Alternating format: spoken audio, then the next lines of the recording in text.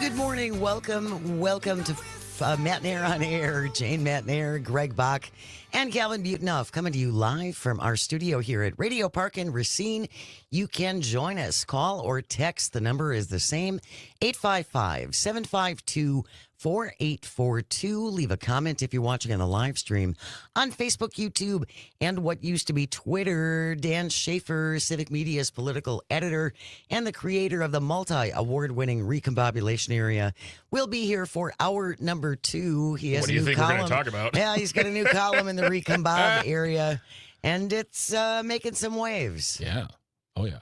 Should Governor Evers run for a third term? We talked about it a little bit yesterday, but Dan Schaefer will be joining us after the 10 o'clock news. We will talk about his latest column. If you don't subscribe, I highly encourage you to do so. It's really pretty inexpensive. It's very expensive, and you're getting multi-award-winning journalism, opinion columns. It's great. It is great.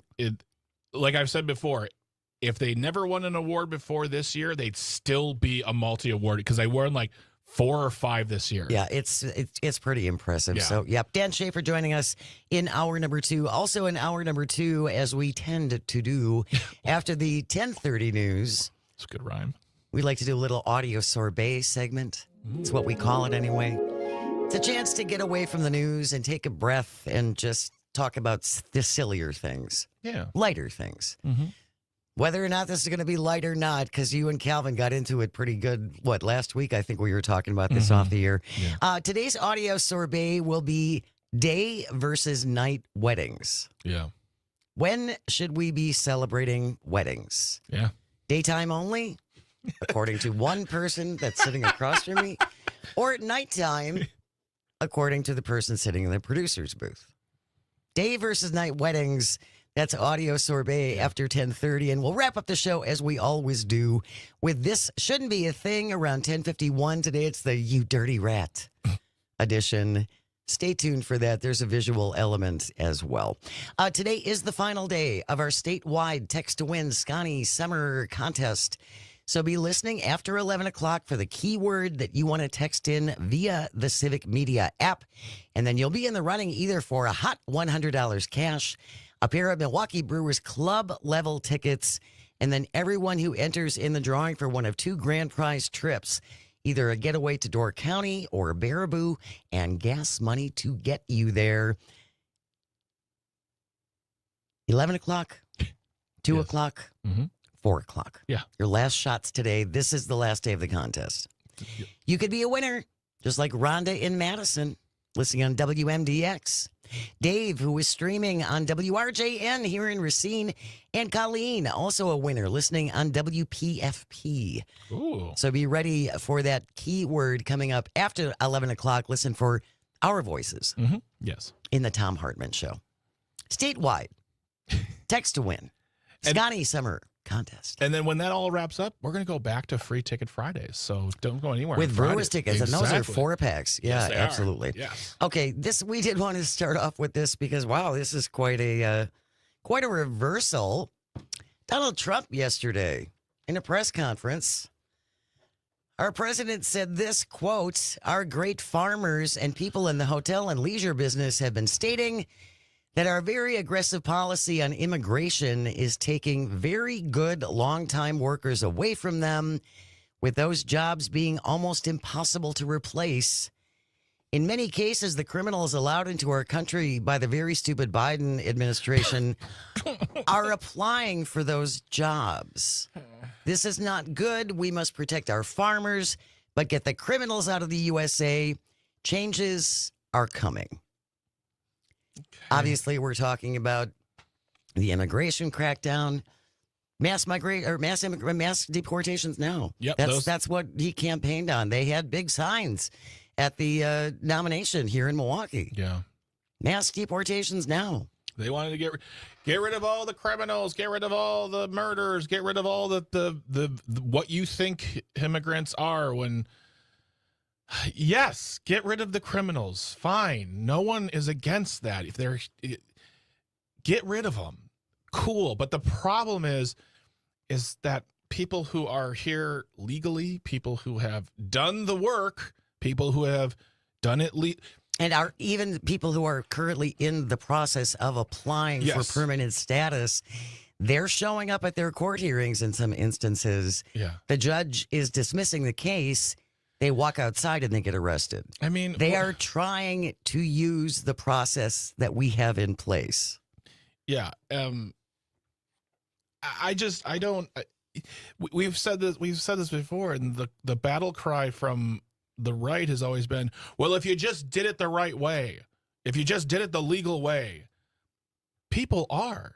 Yes. And I'm thinking actually of like the students who are here on student visas who all of a sudden had their visas pulled for no reason. There's no explanation. The universities couldn't tell these. I have a friend who's here on a student visa getting their PhD.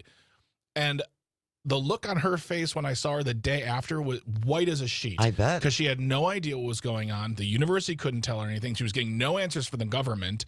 But she's here legally. She's got a visa. She's paying all the taxes she needs. She's doing exactly what you said they need to do. And they're still getting rid of these individuals. People who are protected by the courts. People who they now want to throw immigrants from Britain and France into Guantanamo Bay. So how are they going to make that distinction? What are they going to do? Well, and that's the big concern is that these arrests seem to be happening pretty willy-nilly with a lack of evidence. Say that the people that they're grabbing are criminals. Yeah. And what really amazes me about all of this, Project 2025 and the Trump people have been working on this for more than 2 years. Mm-hmm. And the mass deportations now, they've been working on this for a long time. This was a pillar of the campaign. Well, yeah. It never crossed anybody's mind that this would have an impact on industries in the United States, like our farmers, like hospitality, like healthcare aides. That never came up in 2 years. And I go back to, again, does no one in this administration play things out to the end? No, I don't think they do. Or they just, I believe that they think that the people are going to love it so much or just accept it. And there won't be protests. There won't be blowback. There won't be apparently. And also, it's not been 2 years. I mean, Project 2025 has laid out the plan, and we've been talking about it since last year. But there's a guy next to Donald Trump who's been talking about this for over a decade, and that is Stephen Miller. Absolutely. He goes to bed every night praying to the God of immigration, whatever that may be, saying, please let this plan go through. Because he wants nothing more than, I believe, a white ethno-state, but whatever. But he wants immigrants out so bad in this country that this has been all he's been working on, and just spitting the most vitriolic venom bile at people about immigrants, lying about it, that now that it is in place, now they've gotten their way, because they're not just getting rid of the criminals, which is, by the way, you would think they would talk about that. They would say, like, hey, we got rid of, like, absolutely. Where's your wins? Yeah. Where are the big wins? Yeah. They think anything's a win until we say, but this person's here legally. Why are you doing this? And then they get all, and now we have President Taco here caving in again, saying, well, the farmers and the hospitality industry and the leisure people. If you pick a vegetable and you go to a hotel, we need to make sure. Now you care about farmers. Now you care about these people. What's going on? Well, and again, I go back to this never crossed anybody's mind when they were talking about mass deportations, that this would affect the economy of America's farmers, America's restaurants. That it's yet another sign to me of the massive incompetence. Yeah. Of this administration, to think about ramifications, to think about consequences when you do these things. And it's interesting that you brought up why the administration is not touting all of these horrible criminals that they have been arresting. The Representative Tony Gonzalez, the chair of the Congressional Hispanic Conference, they have numerous Republicans on this panel. They have actually sent a letter to immigration asking for specifics of the 100,000 individuals who have been deported since January. how many are convicted criminals? Please give us a breakdown of their criminal offenses by category. Of those 100,000 people, how many are from ICE's docket from last year? Of those 100,000 people, how many have ties to criminal groups, organizations, or gangs like Tren de Agua, which was the Argentinian gang that got referenced so often? What obstacles have you faced in repatriating those individuals? What resources do you require from Congress to improve these actions? What policies from Congress would help you in pursuing convicted criminal aliens? But again, we have Republicans in Congress who are going to immigration saying, where's the proof that of these 100,000 people that have been deported since the beginning of January, that they're criminals? Show your work. And I don't usually do this, but before the show went on, somebody texted about this topic. I'm assuming that Pat was also discussing this matter. And of all the things they said, one thing that really stuck out to me, they said, why even bother having a process for residency and citizenship at all if this is your opinion being that we as a show or as a network or as the libs think that people should be able to walk in the country and stay forever and that's it. No, but that's not the thing. None of us believe you should be able to just walk into the country without going through the process. I mean, I shouldn't say nobody. I personally, I'll speak for myself. If you come to this country and you want to stay, there's a process, and we have a process for residency and citizenship. The problem is, to this person who texted in, is that we're snatching up people who are abiding by that process. In the midst of the process. We are arresting and deporting people who are doing exactly what you want them to do. And now that they're gone, you have nothing to say. Well, they must have been a criminal. Well, then show me their rap sheet. Well, they must have done something wrong. Then tell me what that was. But if they're going to court to go in front of an immigration judge to do what they're supposed to do, and it's a trap, then this process was never really, I shouldn't say that. The process is real. Your desire for them to follow the rules, quote unquote, was never real to begin with. Because now that they're doing it, you don't even like that, which just says you don't like these people and you don't want them here. Well, whether or not anything is going to be done about this seems unlikely. Tom Homan, who is the border czar, told the Washington Post he has not discussed with the president any changes to protect farm or hotel workers, and he has not been part of creating any policy to protect certain types of workers. Quote, I have not seen any instruction, anything that changes in the near future. myvote.wi.gov. Call up your congressmen and your senators. Tell them how you feel about this. If they think they're doing a good job, whatever. But if you don't, tell them exactly what you're feeling, because if they don't hear from you, they don't know that they might be voting for things you oppose for, especially those guys up north. Senator Alex Padilla from California in the news will explain why on the other side. Stay close. You're listening to Matenaer On Air. This is the Civic Media Radio Network.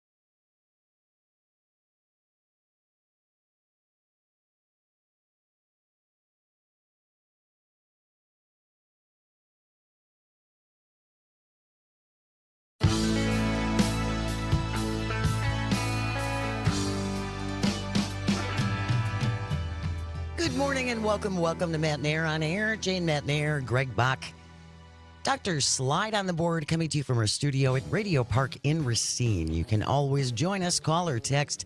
The number is the same, 855-752-4842. You can leave a comment if you're watching on the live stream on Facebook, YouTube, and what used to be Twitter. Dan Schaefer from the Recombobulation area and Civic Media's political editor joining us after 10 o'clock to talk about his latest column, getting some traction, about whether or not Governor Tony Evers should run for a third term as governor in Wisconsin. That's coming up after 10 o'clock. Right now, though, if you joined us at the top of the show, we were talking about President Trump yesterday saying, oh, my goodness, I didn't realize we were snatching people from farms and businesses and hotels with, immigrant workers that they need. Mm-hmm. So he says, we're going to do something about that. Tom Homan, the border czar, says, we're not going to do anything about that. Yeah. And this goes back to one of my main gripes about this administration is I think they are massively incompetent. Yes. I do. Yeah. I think the lack of foresight about what these mass deportations now are going to do to various industries across, this never crossed anybody's mind up to this point that this might affect some industries in the U.S. is mind-boggling to me.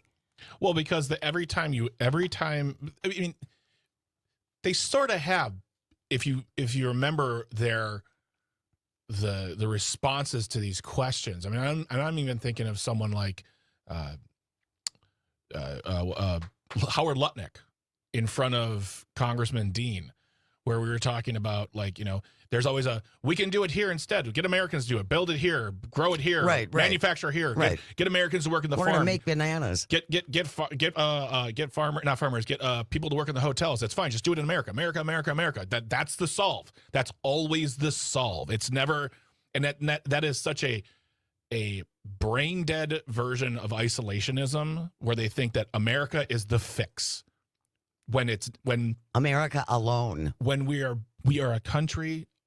First of all, we're a country of immigrants here on very, very not our land. Sorry to get a little political there, but also we are a country built on partnerships.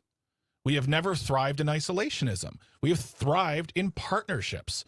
And to just say, well, we'll just we don't need immigrants here. We'll get young kids to do the work. They're not doing it. We'll get auto workers to build iPhones in America. That's not going to happen. So every time you confront them with logical reasoning, with very simple questions, honestly, like you were reading before, this 100,000, show us how these individuals are criminals. What are they accused of? What are the crimes? Let's see it. Lay it out. They're not going to answer. And Howard and Thomas Holman's like, no, we're going to keep going. Yeah, he said, I've heard nothing about this. And again, this just goes back to what I think. I think they are massively incompetent, as evidenced by this from the Washington Post. The Trump administration races to fix a big mistake. Doge fired too many people. Womp, womp. Across the government, officials are rehiring federal workers who were forced out or encouraged to resign. The FDA in spring fired almost 50 workers in the Office of Regulatory Policy, only to turn around and order them back into the office in a day. Yep. In one day. Yeah. Oops. Who runs a business like this, much less a country? Jane, you know who runs a business like this? A guy who bankrupted casinos. Oh, there's that. That's just what I'll say to that. But it's the notion of we've lived with this notion, and I think a lot of us have bought it, and I think there's some truths to it, that bureaucracy is slow, it costs a lot of money, and government can get nothing done. Well, what we're seeing from Doge, and specifically a person who used to work for Doge coming out and saying it, is that the government actually runs fairly efficient. It's not perfect, but it's not the swampy cesspool that we've been led to believe, Absolutely. At least for the past 10 years with the whole drain the swamp junk. This from NPR, former Doge engineer says federal waste and fraud were relatively non-existent. Yeah. Yeah, he was working for Doge. Savia Lavingia told NPR, I was personally pretty surprised, actually, at how efficient the government was.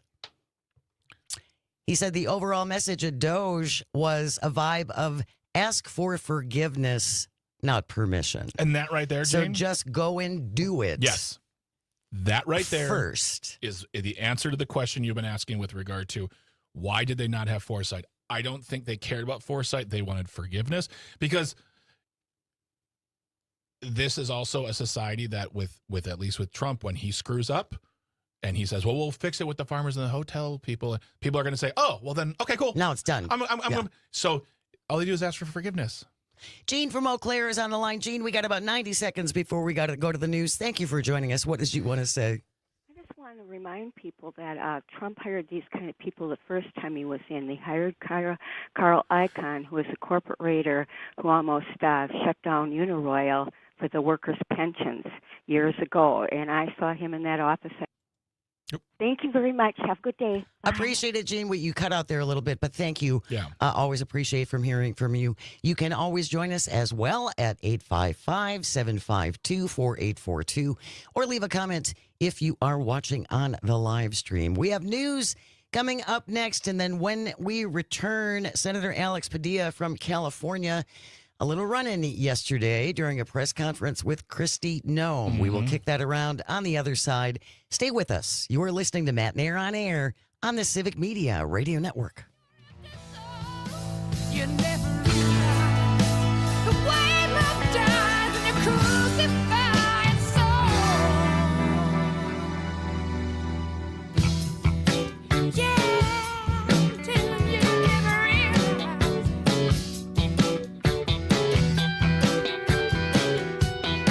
Crucify me. Yeah.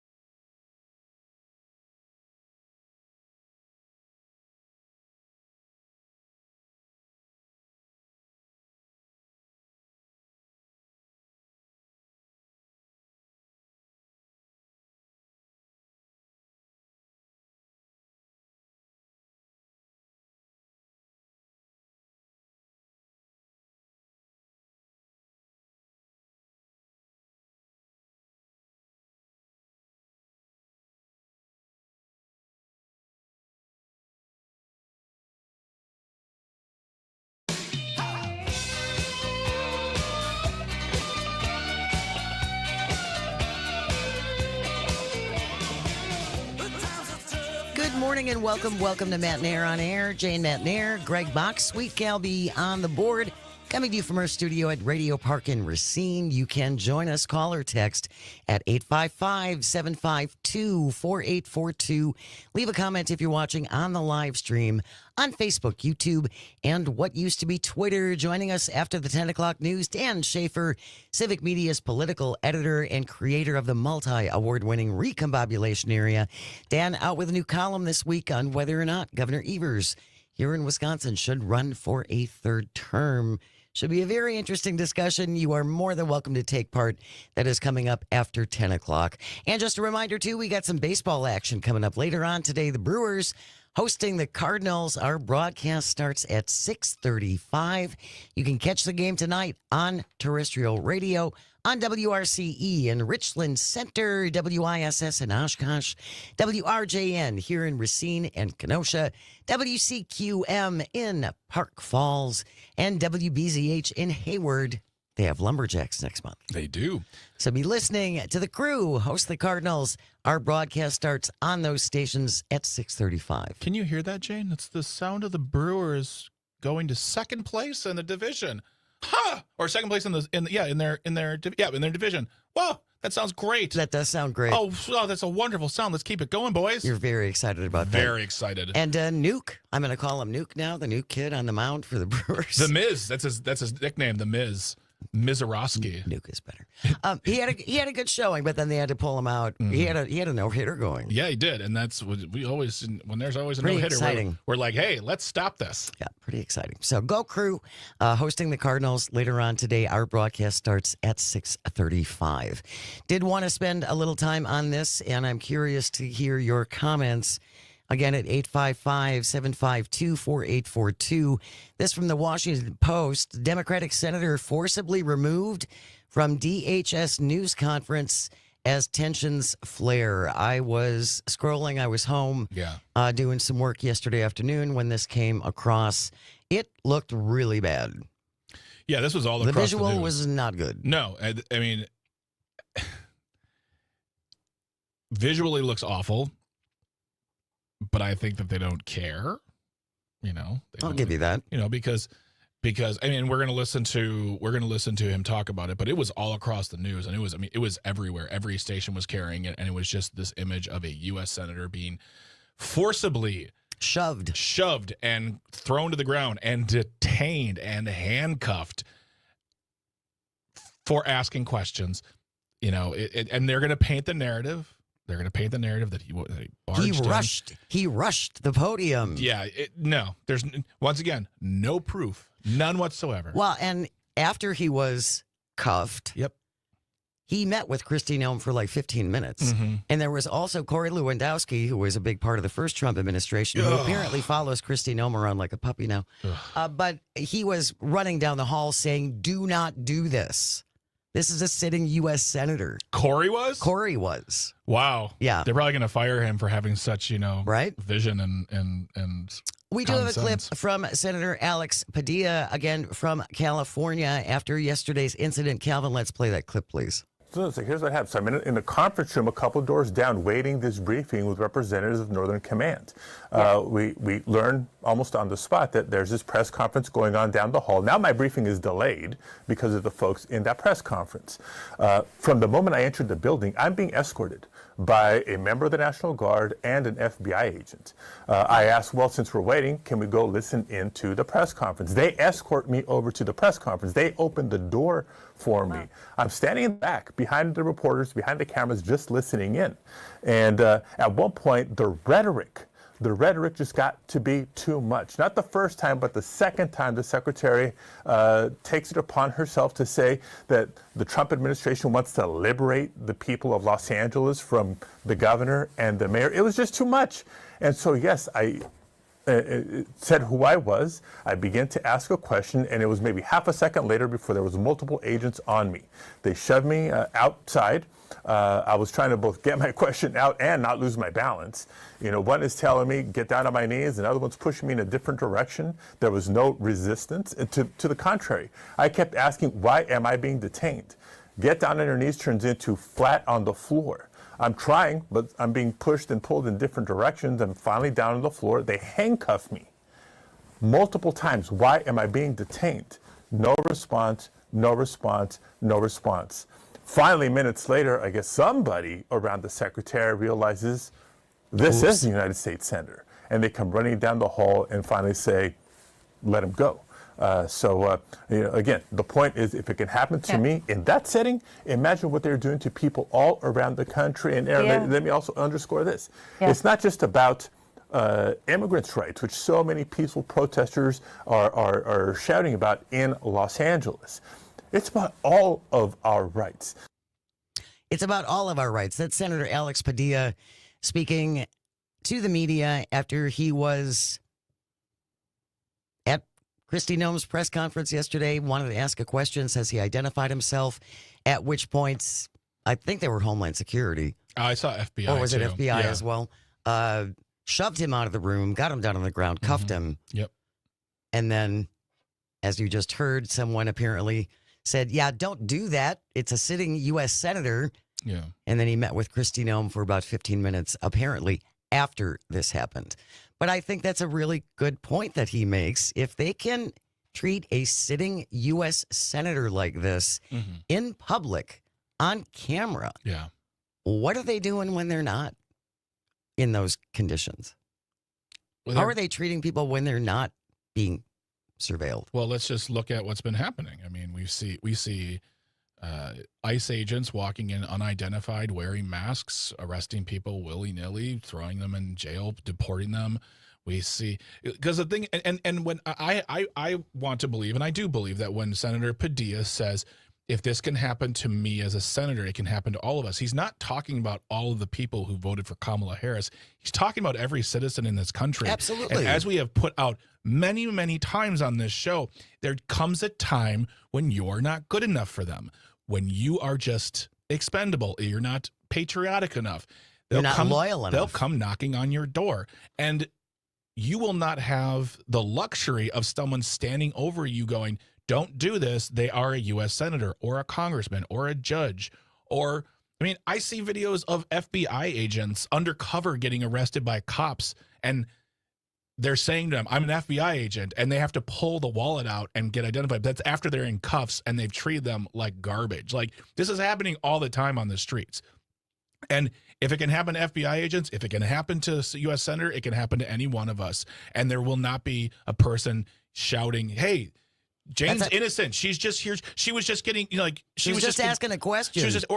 She was just walking down the street and she wanted to get some groceries. Like, it's literally like, we don't have those advocates next to us.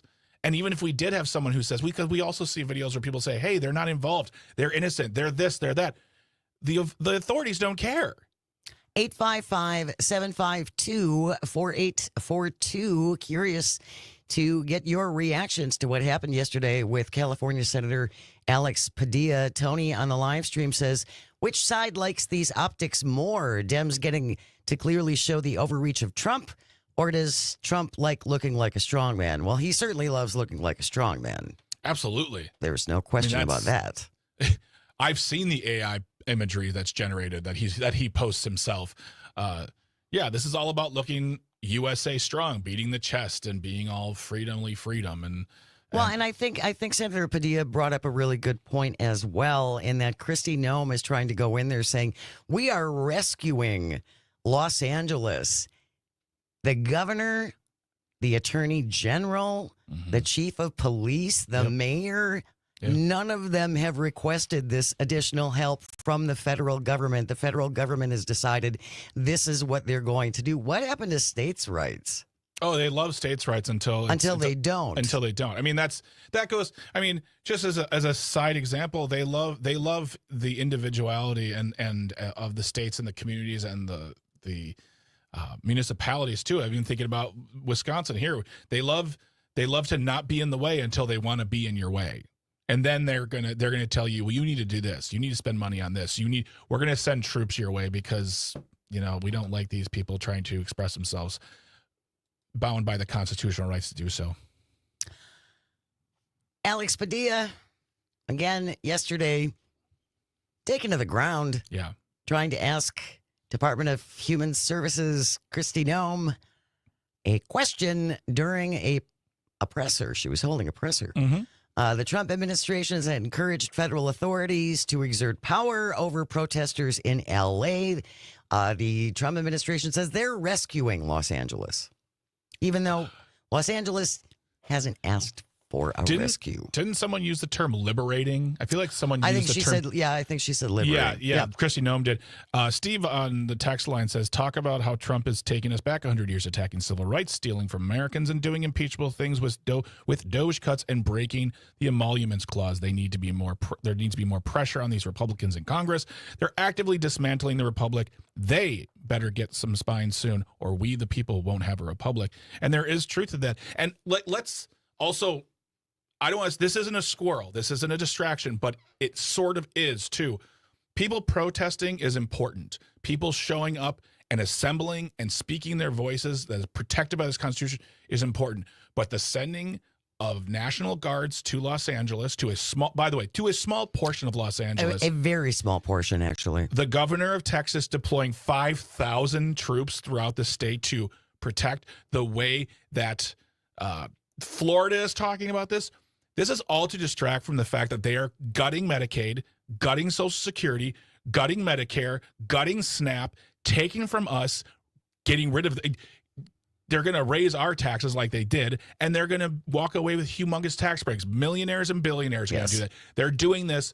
They're doing all of this stuff and saying it's about America while they are stealing from your pockets, your children's pockets, your grandchildren's pockets. That's the important part to remember, too. And we have a comment on the live stream that seems to go along with what you're saying. DD Coogie says this is a huge problem. I think Trump just wants to get his big, disgusting bill passed in the Senate. Yep. This will allow him to get away with all of the stuff he is pushing on U.S. immigrants. He will go after U.S. citizens next. Absolutely. Yes. And oh my God, I apologize for my spiciness right now because I feel like I'm one step away from tinfoil hatting this thing. But the way they are leading this game right now, that is what it feels like, because they are slowly gutting freedoms that we never messed with even 10 years ago. Well, and we don't have time to get into this. We'll probably do it next week. The whole masking issue. Yeah. Now they're saying protesters cannot wear masks. But ICE is perfectly justified in being masked. Mm-hmm. So are we teaching our little kids now that if a white unmarked van drives up and someone in a mask and a flannel shirt says, I'm with the federal government, get in my van, is that what we're teaching kids now? Well, I mean, we're certainly not teaching them accountability. That's for sure. Because when we ask these questions, Jane, why are you masked? Why aren't you identifying yourself? We get no answer. We're told to shut up, and this is what we do, and this is how we work. No, that's not how this works, because there'll be no one left. You can always join us at 855-752-4842. Stay close. You are listening to Matenaer On Air. This is the Civic Media Radio Network. We'll be right back.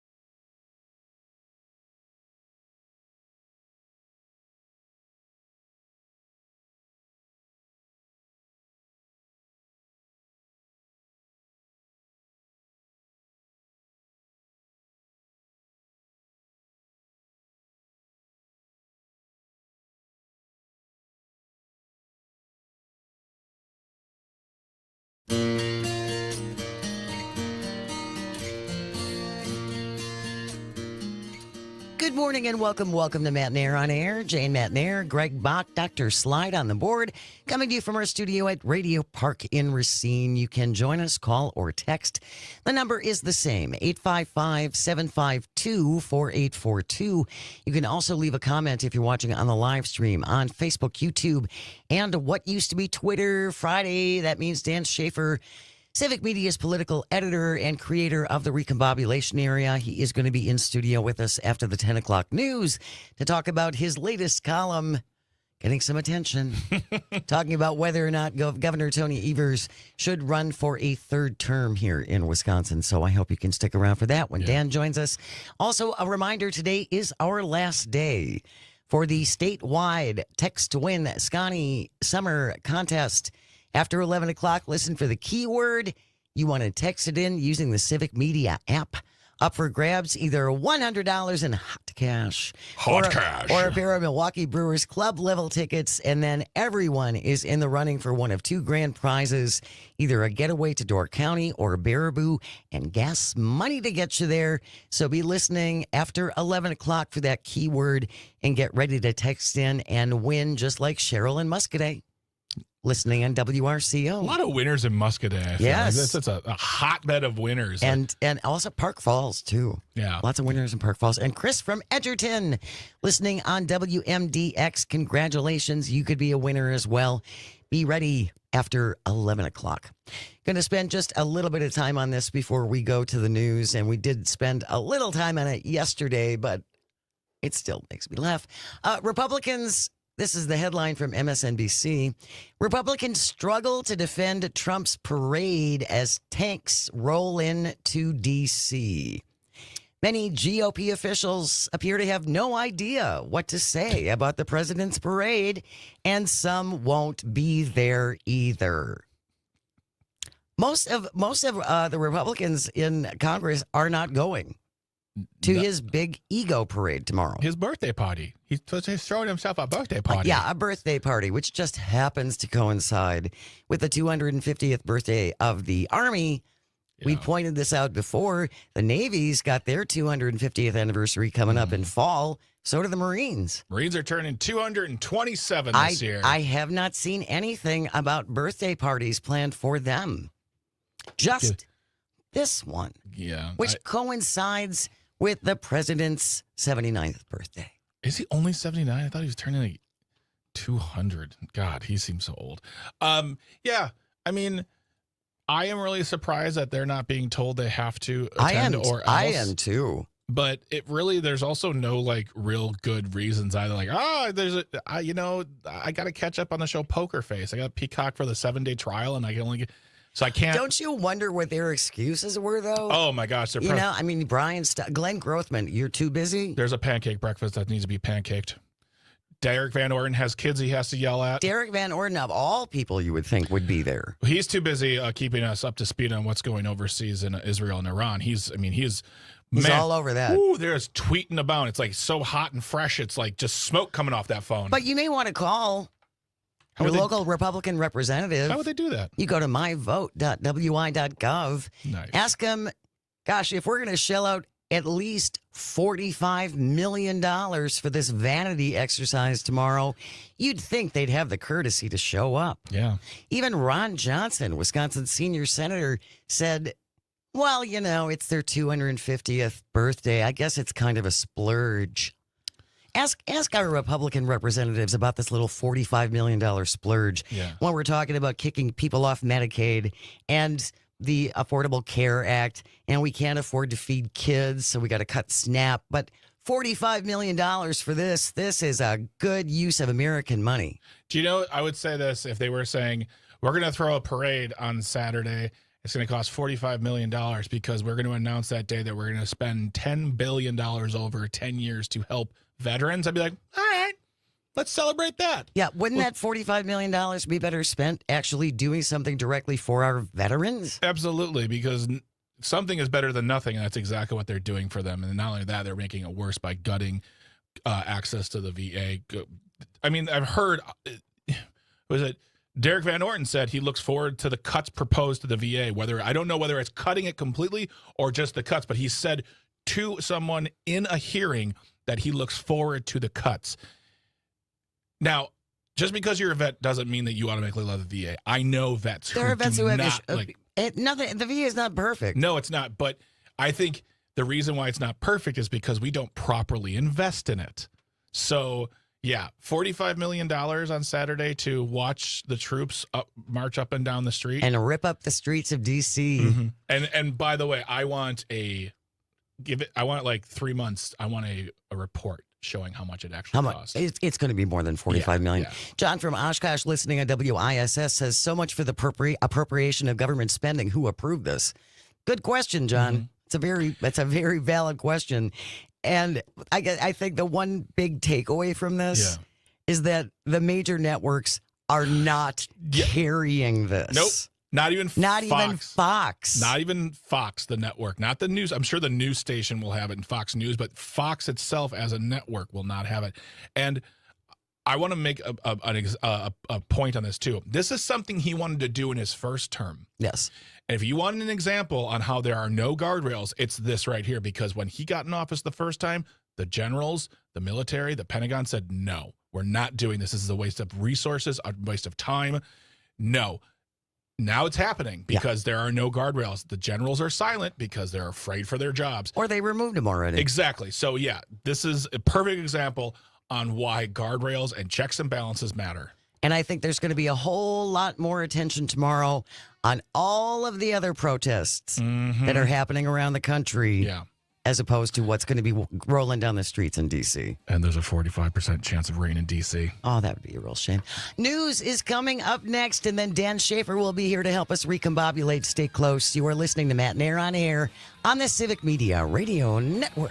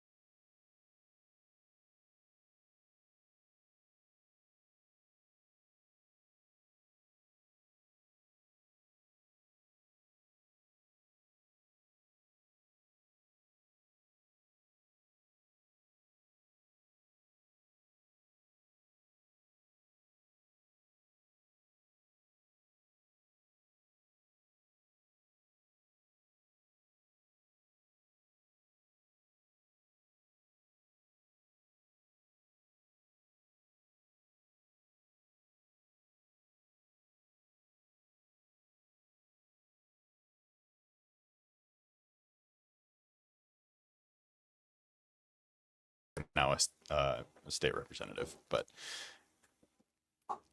Paywowirik something. It's very long in Polish, and I apologize. That's fine. As a person who's very long in Polish, you're fine.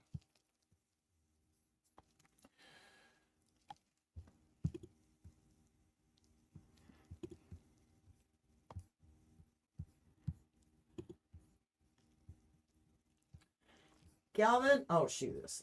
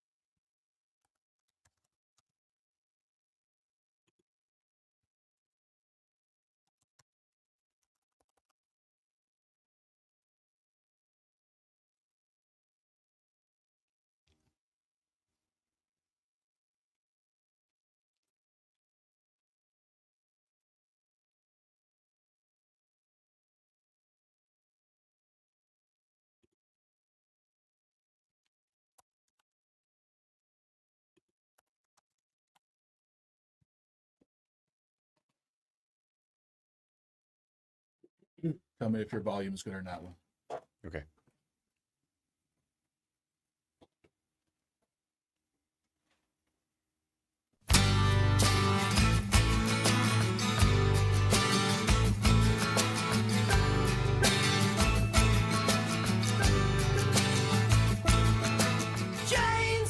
Good morning and welcome to Matenaer On Air. Jane Matenaer, Greg Bach, and Calvin Butenoff coming to you live from our studio at Radio Park in Racine. Join us, call or text at 855-752-4842. You can leave a comment if you're watching on the live stream on Facebook, YouTube, and what used to be Twitter. Coming up later on today, 6:35. Our broadcast starts as the Brewers host the Cardinals, and you can listen to the game on terrestrial radio on WRCE in Richland Center, WISS in Oshkosh, WRJN here in Racine and Kenosha, WCQM in Park Falls, and WBZH in Hayward. The Crew hosting the Cardinals. Our broadcast starts tonight at 6:35. He joins us every Friday at this time to do some recombobulating. He is Civic Media's political editor, Dan Schaefer, in studio with us. Good morning. Good morning, Jane. Good morning, Greg. Thank you so much for having me. Always a treat to join you on Matenaer On Air. What do you guys think we should talk about today? I don't know. We can just talk about weekend plans. I am going to probably clean my garage. It's going to be really great. No, Mow the you have lawn. a new column in the recombobulation area It's true. that kind of is getting a lot of attention. It's getting a some new attention. opinion column. It's opinion column in the recombobulation area. A little bit stirring the pot a little bit this week. I would say so. Yeah. So why not, right? In your column, Dan Schaefer, what do you opine about? Well, the headline for the opinion column is "Pass the Torch." Tony Evers should not run for a third term as governor. Obviously, we are in this moment right now where the governor has not yet made a decision. He has said repeatedly that he will make this decision about whether or not he will run for a third term after the state budget process is completed. We know that is ongoing. It is stalled in certain ways. But I think this is an enormously consequential decision. And as I write with a variety of reasons in this opinion column, I think it is time for Tony Evers to pass the torch. He has served the state well. He has been a good governor. This is not an argument based on, particular ideological differences or policy disagreements, or that he's been a failure, or that he's been corrupt, or there's been any kind of regrettable actions while he's been in office. He has served the state well. Mm-hmm. Job well done by two-term Tony. I just think that at a certain point, we have to recognize that Democrats have a problem with their inability to pass the torch to the next generation of leaders. Mm-hmm. And I think running a candidate who is in his mid-70s, Tony Evers will be 75 in November 2026 when he is on the ballot for re-election, meaning he will turn 79 while in office were he to be elected to that third term. Right. And I think that would make him one of the oldest governors in the country. And at this moment, when, after everything that happened with Joe Biden's catastrophic 2024, with so many people wanting more of a fight from Democrats in leadership, wanting some new faces, wanting some new blood in leadership, I think not only would this be the right decision for Wisconsin to pass the torch at a reasonable time, I think this is something that would have ramifications nationally as well, because everybody knows, everybody is always watching Wisconsin in the spotlight. We get a lot of national attention. politics. Yes, we do. And it is one thing when you have somebody like Dick Durbin, who is in a safe blue seat in Illinois. He's 80 years old. He announced he's retiring. It's another when you have a fairly popular swing state governor who, at age 73 right now, would decide to retire and step aside and pass the torch to the next generation. So that is what I think he should do. Again, this is, I wanted to start this conversation. I think this is an important one to be having. I do think there are plenty of reasons that I've heard from people this week that are, other opinions. This is an actual both sides conversation, not one of the fake both sides conversations that I know you guys talk about a lot here on the show. So I think this is a genuine discussion that we need to be having. And I think refusing to have it, we're going into the Wisconsin Democratic Party's convention this weekend. They're talking about the road to 2026. Are we going to bury our heads in the sand and not have this conversation about who's going to be at the top of the ticket and whether that person is too old to be running for office? And I think two things to point out. First of all, I don't believe, Dan, in all of your reporting that you've done and all the words you've written and all the time you've poured into various topics on this state, you didn't come to this point of view lightly. You didn't just wake up one morning and say, yeah, I'm going to write this and see what happens. You think about these topics. You put the information in your brain and you decide. And I'm sure it wasn't an easy decision to both come to and to put out there because, as we've been talking about it network wide, you're getting pushback on it, which we will talk about a little bit later. But the other thing too is I think the Dick Durbin example is a very good one because we've been hearing from, and there's no denying this. We've been hearing from Democrats, liberals, and progressives. It's time for the old guard to step down. And I'm talking about the Dick Durbins, the Chuck Schumers, the Nancy Pelosi's. They're getting up there in age, and you can hate me for saying the word age, but it after the discussion with Joe Biden and the one people are having about Donald Trump, it's part of the point. And Bernie Sanders needs to kind of pass the torch in his realm too, so yeah. Stop saying Bernie Sanders can be president, everybody. I'm tired of hearing about that one. But yeah, I mean, these are all points that brought you to your place, your decision. And I think that, and Democrats come at me. I worked in county politics. One of the hardest things we had hardest times doing was getting the upper echelon of that party to find new blood, and not only that, but not just take their money and get them to come to the meetings, but also say support to them, support them and look at them and say, hey, so and so, I see you as a leader. We're going to mentor you into a place where we want you to serve on this board or do this and that. It's people holding on to power, and this is not me talking about Tony Evers right now. I'm talking about the party, because my bigger problem actually is with the party. I think Tony Evers has a huge, wonderful heart. He loves the state. He loves the people, and I think he wants to do more good. But there comes a point, Dan, you were correct, where we have to look at who's next, because while the Democrats have a bunch of names in the state, you can name 5, 6, 7 people who could run, but do any of them have the juice to run against one of the, I guess now 3, possibly 4 Republicans who want to run for next year? You have to look at it and say, we need to do some long-term planning. And look at the bench. Exactly. And look at the bench. 855-752-4842. Dan Schaefer is here from the recombobulation area talking about his latest column in which he posits that it's time for Governor Evers to pass the torch. Carmela from Milwaukee has been waiting on the line. Good morning, Carmela. What do you think about this? I have a lot of opinions about this. The other day when Dan, Matt, and Angela were on, I tried calling in. So my gut reaction was, I don't want to say offended, but I was like, really?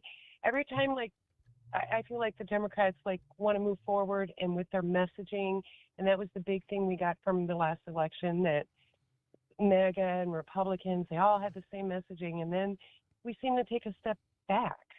And I understand everything that Dan has said, and I have the utmost respect. And I even, I can see that. But that's not how it is now, and I understand the fear of it. But he's been an effective governor, and I think we can move forward. And I did have a question. Let's say he gets elected and he dies in office. Isn't it I believe the lieutenant governor who would take over, maybe temporarily? I don't know how it works.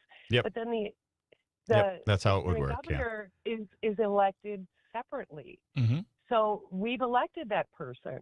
So I'm just like, I just feel like our messaging always seems to, we take a step backwards and we're not united. And that's what my gut reaction was when I heard you drop this article the other day. So I appreciate it, Camarella. Thank you. Thank you so much. Really appreciate it. Yeah, I mean, definitely a lot of good points made there. I would say that, like, after 2024, I think the Democrats needed to do a little bit of soul searching on where the party needs to go next. It's like, I'm a big sports fan, right? Like, if your team loses, doesn't make it to the Super Bowl, doesn't make it to the championship, you want to make some changes to maybe you'll have a better chance to win next season. And when I look back at what the biggest problems were for Democrats in 2024, there are some messaging problems. There are some, certain things, certain policy problems out there. But I think one of the biggest problems is the fact that Joe Biden was running for a second term when he shouldn't have been running for a second term. Yep. And that Democrats more generally just refused to have the conversation when it was the right time to have the conversation. Right? In 2023, early 2024, it became so late that Kamala Harris only had 100 days to dig out of a huge hole that Joe Biden had left for her. And, I think there were some good aspects of her campaign, some that you might want to do differently. But also at the same time, I think Joe Biden, had he stayed on the ticket, was on track to have the biggest blowout loss for president since Barack Obama's 2008 election. I think if he had stayed on the ticket, I think Tammy Baldwin loses in Wisconsin. I think a number of Senate and Assembly seats go a different direction. No kidding. And I think Trump could have won like the next wave of, purplish states like Minnesota, Virginia, New Hampshire, kind of that next group there. I think this would have been like a 350 electoral wipeout that would have led to a handful of more Republican senators. It would have led to a real, more down ballot disaster for Democrats. And so I think you look back to that. I think that is the biggest thing that Democrats need to correct. I think, when I was in college and Barack Obama was having his rise in 2007 and 2008, I think part of what was so thrilling about that is because it seemed to signify the next generation of American politics, that we were turning the page, a new generation, Yep. and that Democrats were positioning themselves as the party of the future.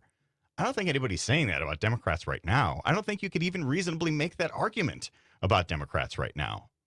If you're just joining us, we are talking to Civic Media's political editor, Dan Schaefer, and we are discussing his newest opinion piece. I want to say opinion piece in the recombobulation area, discussing whether or not Tony Evers should go for a third term. And I think a couple things to that, what you're saying, I agree with, is one, I think that one of the biggest problems Democrats had was that Joe Biden said in his first campaign, he was going to be a bridge to the next president. And when he started talking about a second term, nobody in them was like, wait, hold on, what now? Right. Immediately, it wasn't far after he won election where he started talking about a second term. Also, I think with Barack Obama, I think he was a transformative figure. He changed the way people campaigned, and I think that's wonderful. And I worked for the campaign. I was employed by him, but also he wasn't.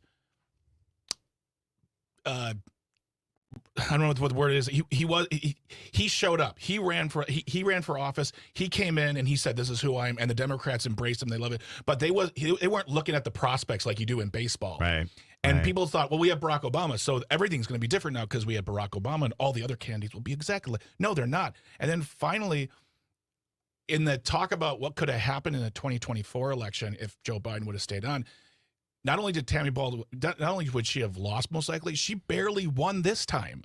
She barely won re-election against Eric Hovde.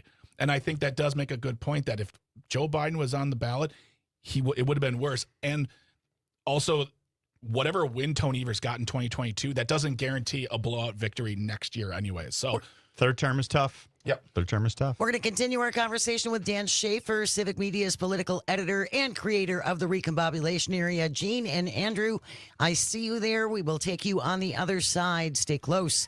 You are listening to Matenaer On Air. This is the Civic Media Radio Network.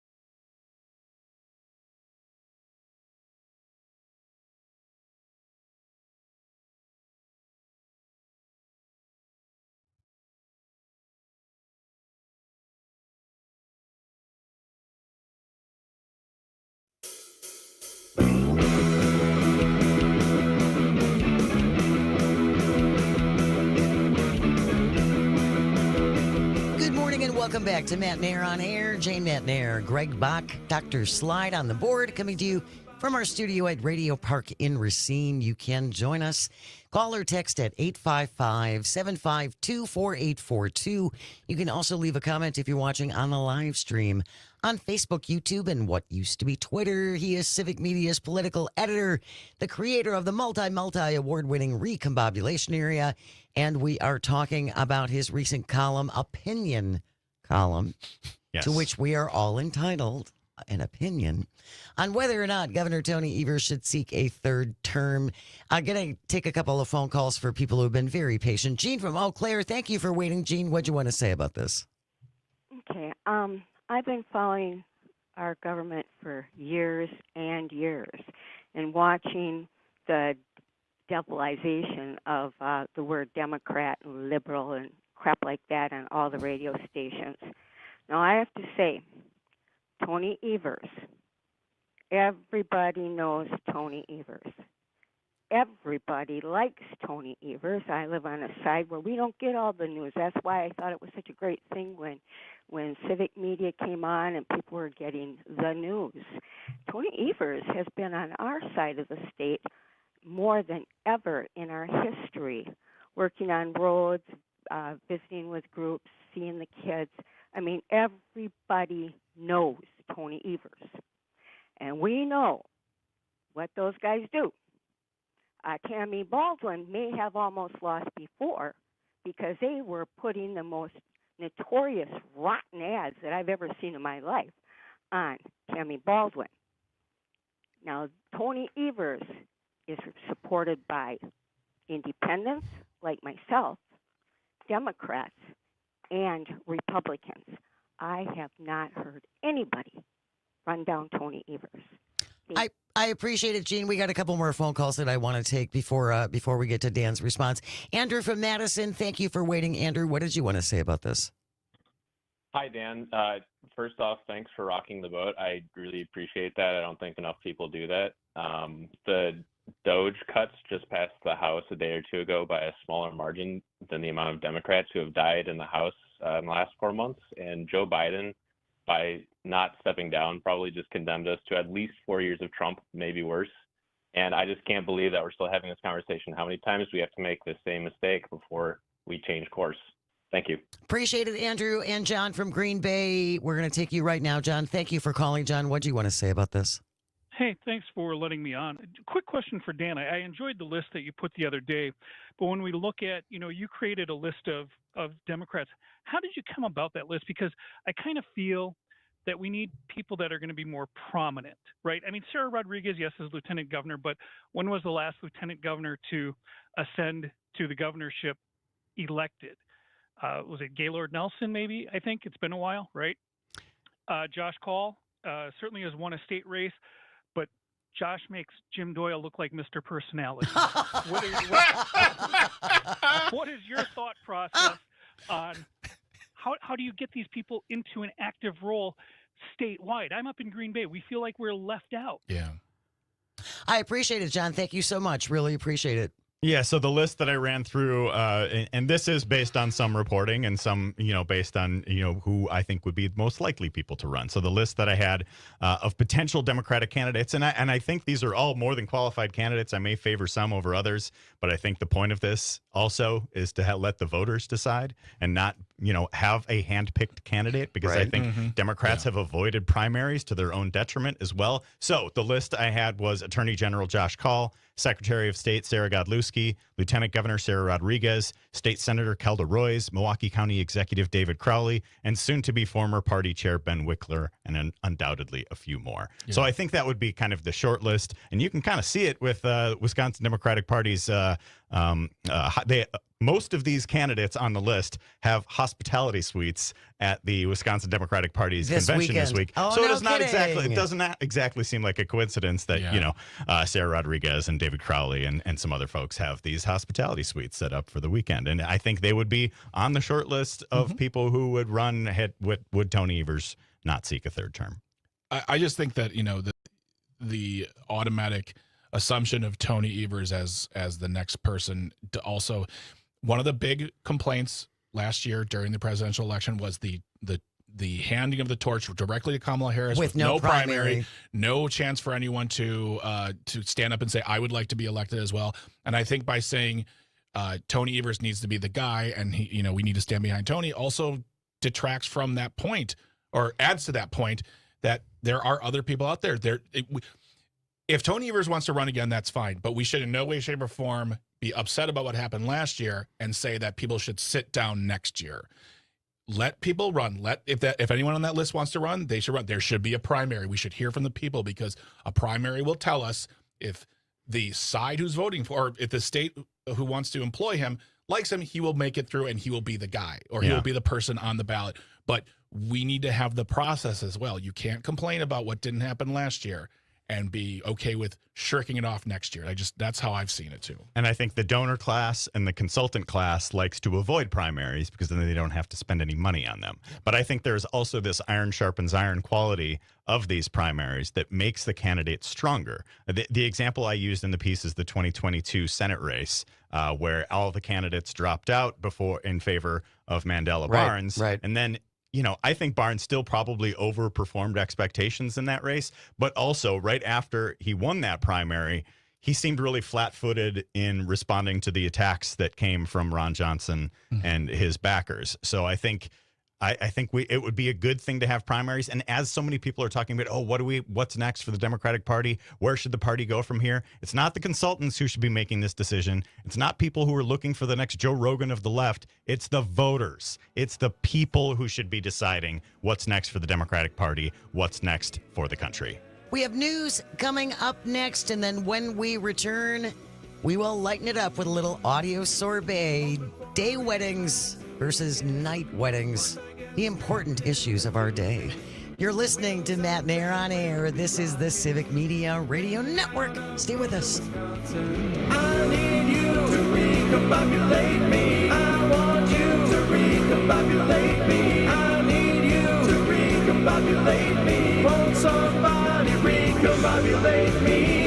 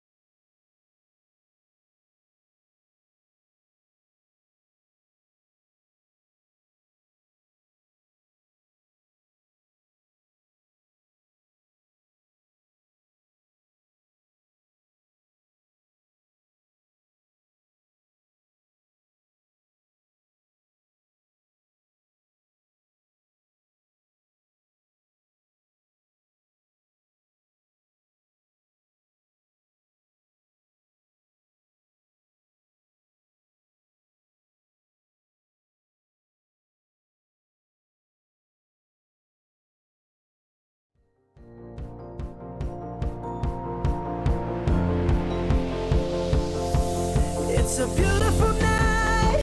We're looking for something dumb to do. Hey, baby, I think I want to marry you. Good morning and welcome back to Matenaer On Air. Jane Matenaer, Greg Bach, Dr. Slide on the board, coming to you from our studio at Radio Park in Racine.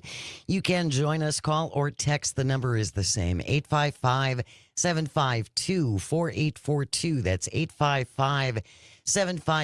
Leave a comment if you're watching on the live stream on Facebook, YouTube, and what used to be Twitter. Dan Schaefer is here, as he is every Friday, Civic Media's political editor and the creator of the multi-award-winning Recombobulation Area. Dan out with an opinion column this week on Governor Evers running for a third term, and I wanted to share a couple things that came in on the text line as we were in the news break. Steve from Green Bay, listening on WGBW, says, I'm 26. What I've noticed is that most people my age that do vote Democratic only do it so Republicans don't win, not necessarily because they agree with Democrats. I myself feel the Democrats don't represent or they contradict positions that they were strongly for before I was born. Maybe it's time to pass the torch a little bit to connect with that younger generation. They're losing Gen Z voters, Democrats are, and we need to make a change there. Julie from Wausau, I agree that Democrats need to work on passing the torch. Biden's legacy would have been great if he had done so. Instead, he ended it poorly. Evers has been a fantastic governor. He can keep that reputation if he's abridged now, and that would look good for our party. Steve from Milwaukee, I can see Godlewski or Crowley, but Wisconsin has a lot of issues with racism, so I'm not even sure about David Crowley. Those are all fantastic points, and I think that, you know, the notion that Democrats thought they owned the Gen Z vote simply because they're young, all those, I mean, I'm an idiot. When I was watching the 2024 election and those weeks before, you saw those students lining up to vote early. All those young people. Oh my gosh, the energy is there, and you're like, oh, they voted for Donald Trump because they love Joe Rogan, and for whatever else reason, and some of them probably also have political opinions. I'm not discounting that, but it was that notion of, oh, they're young, or they're from a city, or they're a person of color, or they're whatever. They assumed they were voting, and they must be wow, Democrats. Were they wrong? Yeah, boy, were they wrong. So you've taken some heat from all kinds of directions about this. It's been an interesting week. So I wanted to respond to a couple things that had happened in media in response to this. So one was from Dan O'Donnell, talker on Conservative Talk Radio. He talked about my piece. He actually had some complimentary words for me in the recombobulation area, which I don't really know how to take, frankly. Just accept the compliments. Hey, sure, thank you. Sure, we'll just move it along there. Yeah. But he made the point that my piece was part of a larger shadowy effort to launch a coup against Governor Evers and install Ben Wickler as the next candidate. And he insinuated that there had been people whispering in my ear about this column, and that I, just a guy writing an opinion column, am behind some sort of palace coup to move Evers out and have Wickler installed as the next candidate. You don't even recognize your own power, Dan Schaefer. Isn't that something? Leading a shadow coup to install Ben Wickler. Wow. And Wisconsin Right Now has talked about this on their Twitter feed as well, as saying that this is some sort of canary in the coal mine to test what's ahead. No, I am not taking, to be absolutely 100% clear, there's nobody whispering in my ear about this column. There is no shadowy force behind this. This is just a guy writing an opinion column on an independent newsletter called the Recombobulation Area. That's all it is. It's not that complicated. It's just a guy with an opinion. That's all. Well, and I do want to point out as well that because it is an opinion column, one rarely goes to other people to ask for quotes in an opinion piece. Yes, and that's the other thing I wanted to respond to. So Joe Zepecki, who is a candidate for chair of the Democratic Party of Wisconsin, friend of mine as well. He was on Mornings with Pat Kreitlow yesterday. He was not thrilled with my view on this, which is fine. We can disagree without being disagreeable. I have those types of conversations with folks all the time. But he said that as a working journalist, I should have gotten people on the record or something like that. And he said that he noted that I didn't quote anybody in this story. Well, you know what? It was an opinion column. Which is why I do reporting. I do original reporting, and I do opinion columns. This one is an opinion column. I wanted this to be my view, not Civic Media's view, not even necessarily the editorial viewpoint of the recombobulation area. This opinion is mine and mine alone, so that's why I wanted to write it that way. You as a human solo person. Additionally, Mr. Zepecki also said... Sorry, I apologize. Okay, I'm sorry. Additionally, Mr. Zepecki also said that this conversation is happening only in Dan's own head, and that it is not a conversation that is largely happening. I think that is absurd. I think the conversation about what Tony Evers is doing next absolutely is a conversation. He is asked about his political future every time there is a public media availability. This comes up all the time in conversations. And so I think Zepecki is kind of echoing much the same as the consultant class that he is a part of and the Democratic Party establishment that he is a part of was doing in 2023 and 2024 when they were putting their heads in the sand and refusing to have the conversation about Joe Biden then too. I think we need to have this conversation right now, and I think it is happening now as well. Well, there is no point in just saying, well, we can't talk about this. I mean, that doesn't help anybody. Right. It doesn't help if you anybody. Just stand there and don't move. Maybe no one will notice that Tony Evers is old. Yeah, we're just going to hide. No, for heaven's sakes, let's at least talk about it like adults. I don't see a problem with that. I think that, we know from personal experience watching even like a couple not talk about it is not healthy for the relationship. And this is not a healthy way of doing things. And I will say this too, with regard and in response to Joe Zepecki's statement about it only happening in your head. We had the caller previously who was talking about this. Mm-hmm. So it's not just you. And if it's you and him, that means other people are talking about it. And here's the other thing too. It's not just a statewide issue. It's a nationwide issue because what you said earlier, what happens in Wisconsin has ripple effects for the country. And if Governor Evers were to step down and say, no, I'm going to be a bridge, we're going to work together to find the best person to run. We'll have a robust primary, and we will work together and have a solid message for the people of Wisconsin. That says loads more than him saying, I'm going for a third term, and everyone being low-key frustrated and saying nothing and possibly not winning. There's no guarantee. And I think you pointed out, too, in the article, third terms are hard to win. Yeah. How could we not be having this conversation? Yeah. I think it is political malpractice to be, running for the chair of the Democratic Party of Wisconsin, talking about the road to 2026 and not talking about who's going to be on the top of the ticket. I think what we're doing, and I think what we're doing here is we're having the conversation. Yeah. The three of us aren't going to tell Tony Evers what to do. No. Of course not. Like he's going to listen to us anyway. Yeah. And he'll make his decision with his family, and ultimately it's up to him to say yes or no. But just to say we shouldn't even have the conversation, I think, is irresponsible. To talk about it, let's just talk about it.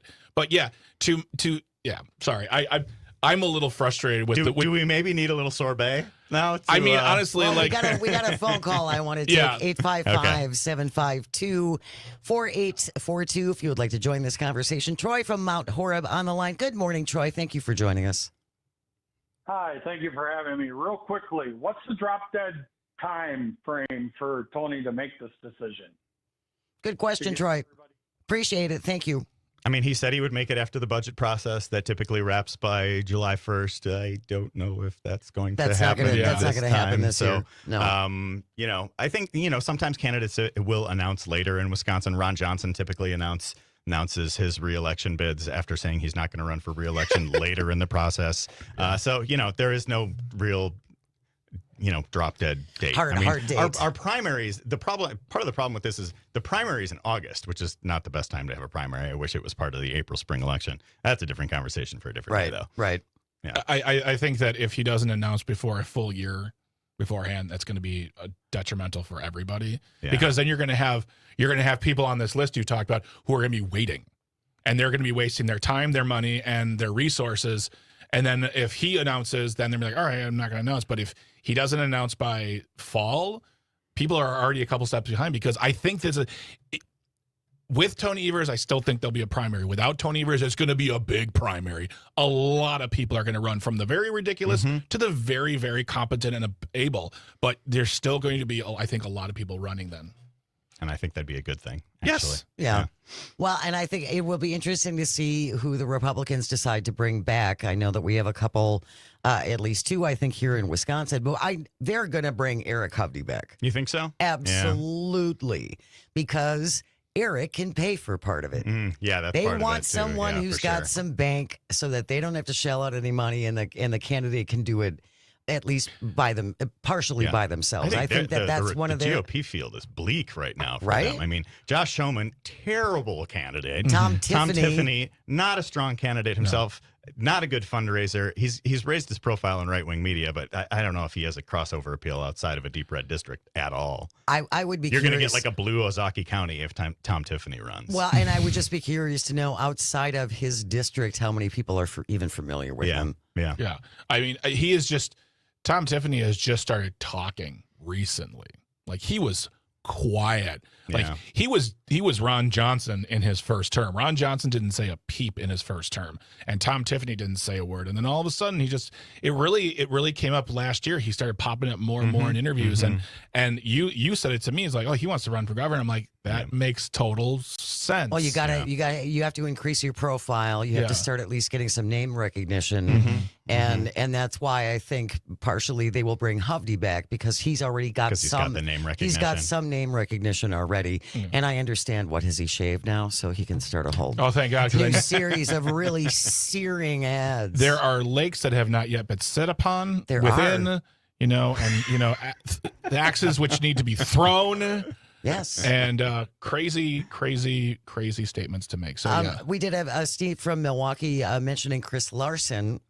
I agree with almost everything Larson has been saying about the budget. I would love to see him run for governor. He's run for things before. He wouldn't surprise me to see him run, but I don't think he would be at the top of the list though, because I mean, it's sometimes you see people run for different offices and then not win or whatever. I think that complicates things to a certain extent. Also, how much success do Milwaukee politicians have running for governor? Because Tom Barrett lost twice. I think when you come from Milwaukee, nothing against Chris Larson. That's the thing is, everyone on your list, and also I like Tony Evers a lot, by the way. So don't think I'm sitting here going, get him out of here. Right. But first line of my column is Tony Evers has been a very good governor. There you go. Yeah. But I think with Chris Larson, I think there is a thing of Milwaukee on you. I agree with you. When you come from Milwaukee, it's like, oh, you want to come from the big city and tell me what to do? No. So I think if he's going to run, he has to work really hard to shake that image off of his. I mean, that brand. would be an issue if David Crowley were to run, if Cavalier Johnson were to run. I think there would be, and then if you get a bunch of Milwaukee people, does that split Milwaukee vote? Complicated primary. I'm getting way too ahead of Interesting myself. days ahead. But we're having the conversation. Yes, We can talk about hard things. Subscribe to the multi-award-winning Recombobulation Area. Dan Schaefer joins us every Friday, Civic Media's political editor. Thank you so much, you troublemaker, you. Yeah, well, somebody's got to do it. Somebody's got to do it, Jane. Stay with us. When we return, we're going to wrap up the show with This Shouldn't Be a Thing, You Dirty Rat Edition.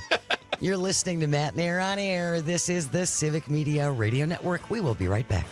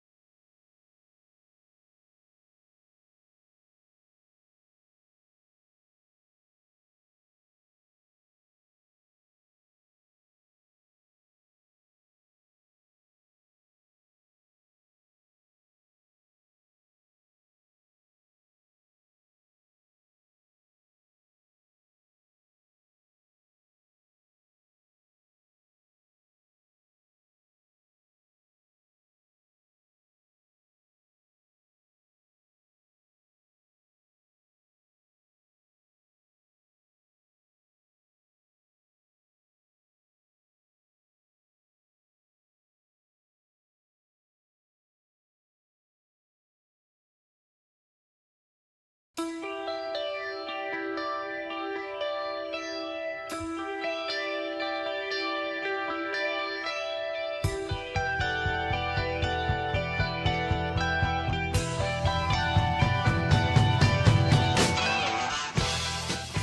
back to Matenaer On Air. Jane Matenaer, Greg Bach, Calvitini on the board, coming to you from our studio at Radio Park in Racine, where you can always join us.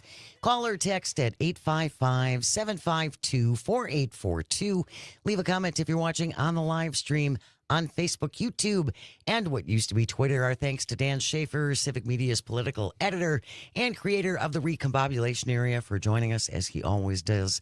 A great conversation. Great conversation. Worth having. Yes. Definitely. Yes. It's It's okay. We need to talk about things. We need to talk about things. Also, just a reminder, don't go too far away. Make sure you have the Civic Media app on your phone. Coming up after 11 o'clock, you want to be listening for the keyword. It is our statewide Text to Win Scotty Summer Contest. After 11 o'clock, we will give you a keyword that you want to text in via the Civic Media app only. Spelling counts. Yes, it does. You got to spell the word right. And then you're in the running for a hot $100 cash or a pair of Brewers Club level tickets. And then everyone in the running, whether or not you win an hourly prize, everyone is in the running for one of two grand prizes, a little getaway to either Door County or Baraboo with gas to get you there. You could be a winner just like Rhonda, listening in Madison on WMDX. Congratulations, Rhonda. Well done, Rhonda. And again, that word coming up after the 11 o'clock news or somewhere in the 11 o'clock hour. And then Todd Alba with a word. Maggie Dawn with the final one at 4 o'clock. Today, the final day of our statewide Text to Win Scotty Summer Contest. Coming up next week, busy week. Yes. Randy Manor, retired Major General, is going to be joining us on Tuesday to talk about there's so much, and he's been all over cable news. Yes, he has. He is a wonderful resource. He was in the Army for more than 30 years. Yeah. And really just gives us some interesting perspectives and some insider perspective, especially when we see the Trump administration sending in the National Guard, sending in troops into Los Angeles, into a state that did not request this. Yeah. Yep. He's the kind of guy, he's one of the, we don't generally have a guest on for an hour, but he's one of those guys we could, because you could talk to about so many There's so much. things. Yep. So Randy Manor joining us on Tuesday. Dr. Kristen Lyerly will be here with us next week, and so much more. Right now, though, 10:55, getting late, Calvin. That means it's time for This Shouldn't Be a Thing. If you ever have a thing you think should not be, send it into Greg and me at janesays@civicmedia.us. This from wideopenspaces.com. Matthew Wilson with the byline. The headline reads, TikToker thought she was feeding a beaver. It turned out to be a water rat. TikToker Nissi Sharma traveling in Europe when she encountered an animal she thought was a beaver. Turned out it's a rat. Sharma told Newsweek magazine, I was in Prague for a trip exploring the city. I had never walked down near the riverbanks before. This time I decided to take a walk down the riverbanks up to the water. I saw an animal coming close to the rocks where people can stand. She thought it was just a friendly beaver approaching her. That wasn't it. Here's her quote. I assumed it was a beaver. As to me, it looks pretty similar, and I don't know much about beavers apart from they live in rivers. Oh, okay. I thought since it was a beaver, we could feed it. Although I'd never seen a beaver in real life before, they're often portrayed as friendly in the media, so I started feeding it sandwiches. Cartoons. She means cartoons. Weeks later, she learned that it was actually a nutria, Yeah. which is a water rat or a river rat. Sounds like a drink you drink when you get old for protein. She said it wasn't until a few weeks later I discovered I was feeding sandwiches not to a beaver, but a rat. I had showed my parents the video and they corrected me. I went close to thinking it was a beaver because they are portrayed as friendly. When I did a little research afterwards, I found out beavers are actually quite hostile and can be dangerous. On the other hand, most people would hesitate to get close to a rodent like the one in the video because they have a bad image. But she says the Nutria was super friendly. Okay. There is nothing, and there's a photo in this article that Greg will put in the show notes. Yep. There is nothing beaver-like about a water rat. No. Nothing. The biggest tell is the tail. Yes. Beavers have the big flat tail, you know? Yep. And they don't look like something out of Ratatouille. If she's a TikToker, right? She is a TikToker. She must have posted this to her TikTok page. And there has to be at least one, if not 50,000 comments that said, that's not. Young lady, that is not a beaver. That's not a beaver. That is a rat. A water rat. A nutria? A nutria. I like that name. I mean, I'm glad it was nice to her. I'm glad it got. She didn't get bit. Got a sandwich. That's good. But just the notion that it took her parents correcting her, which I'm sure one or both of them had their head in their hands going, that's not a beaver, love. We've so failed as parents. Yeah. Yep. That wraps up today's episode of This Shouldn't Be a Thing. Yeah, wow, careful. Thank you, Greg and Calvin, and all of our engineers, because without you, absolutely nothing works. And thank you most of all for calling and for texting and for listening. It means the world. I hope you find some joy over the weekend, even if it's just a teeny little bit, and you have the chance to share it. Keep it right here. We got news coming up next, followed by Tom Hartman, 11 to 2, Todd Alba, 2 to 4, Maggie Dawn, 4 to 6, Pete Schwaba, 6 to 8 p.m. with Nightlight. Keep it right here on the Civic Media Radio Network, and we will see you on Monday.